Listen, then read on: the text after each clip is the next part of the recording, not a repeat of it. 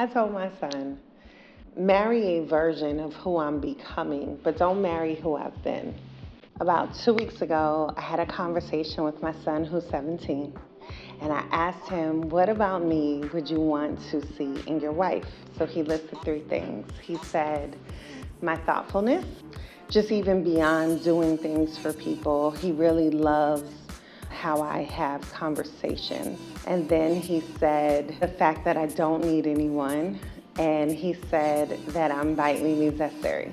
So I took a deep breath and I asked him, what about me would you not want to see in your wife? And he paused for a minute and he was like, honestly, I can't come up with anything. I was like, now, are you sure? I said, I'm really glad we're having this chance to have this conversation because 2 of the things you listed you would want your wife to have are 2 things I wouldn't want for you. And so I explained to him the fact that he sees me as someone who doesn't need anyone.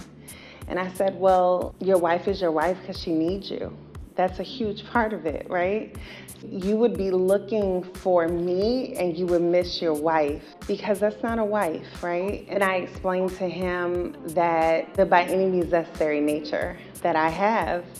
And I said, no, like you actually want a wife who understands your part, respects your part, and understands her part and respects her part. She's not trying to take over and do yours. And you're not trying to minimize hers, right? Like, but mom, that's not, like, those aren't bad. And I said, I get what you're saying, but the attributes you will want your wife to have, that I have, come from me being a single mom, come from me being outside of God's will, right? So I was never supposed to be a single mom at 25.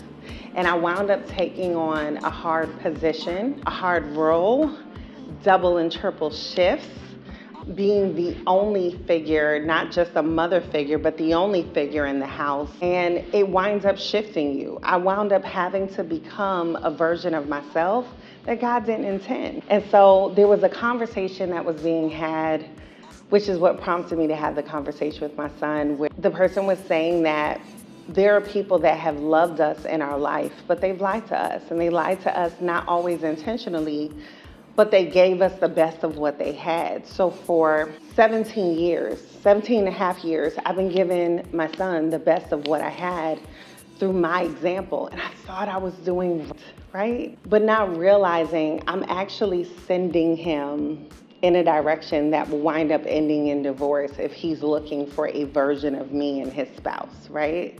So walk with me. Don't put y'all guns down. Don't fight me. But this is a version of me that I'm so grateful that God is inviting me to, because this whole time I thought that I was doing right, and having to become someone that doesn't need anyone, having to become someone that has put so much on my back that should have not been on my back, and not realizing that silently it's teaching my son and setting an example for my son that this is what a good woman looks like. This is what a good woman acts like.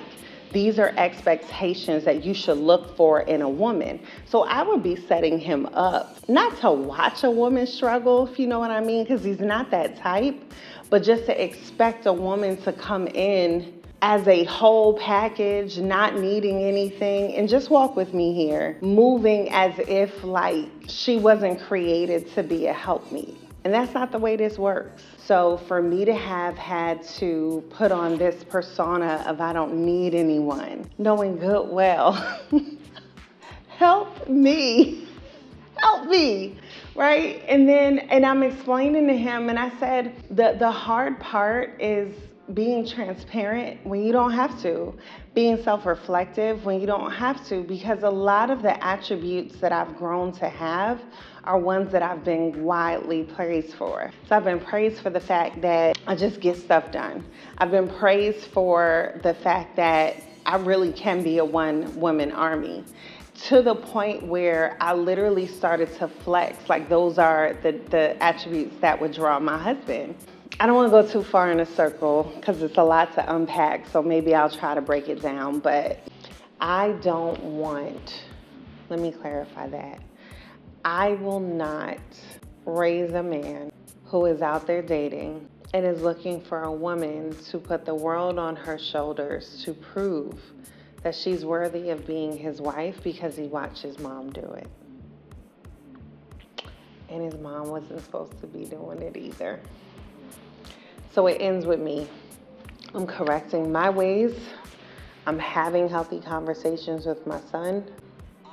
And I'm going to ensure that he's going to have a healthy marriage according to what Scripture has set them up to have, and not according to what his mom taught him through her brokenness. Now, this is me taking responsibility. I can't speak for his father because that's their journey. I have to do my part, and I'm going to do my part.